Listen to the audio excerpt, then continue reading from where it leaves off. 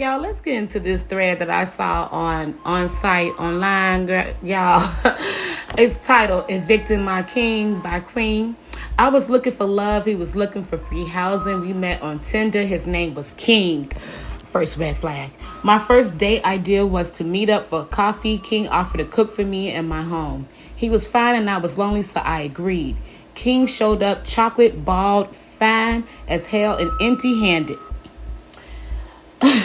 We ate French toast and eggs. He cooked the food I had in my fridge.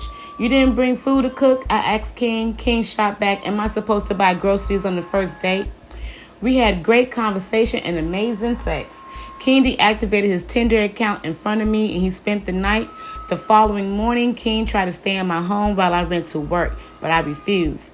The next night, King came back to my home uninvited and we watched Netflix. King brought liquor and we had amazing drunk sex. He spent the night and the next night and the next. For 2 months, King remained in my house. His sex was top tier and his conversation was amazing. King wanted marriage with me. He wanted a large family with me and he wanted to support my dreams. But the sum of King's parts didn't equal the whole. Conversations and great sex don't pay my bills. In fact, my bills have doubled.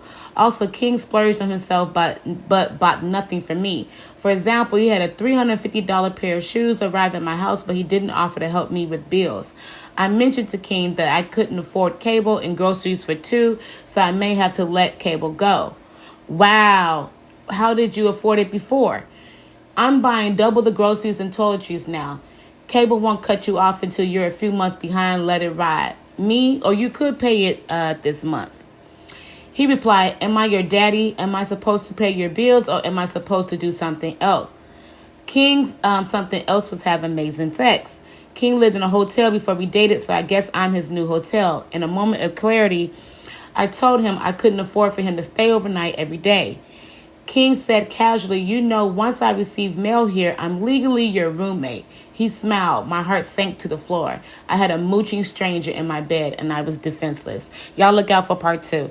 This is crazy because first of all, when he was bringing his stuff up, we should have been throwing that stuff in the trash and nice and in the garbage.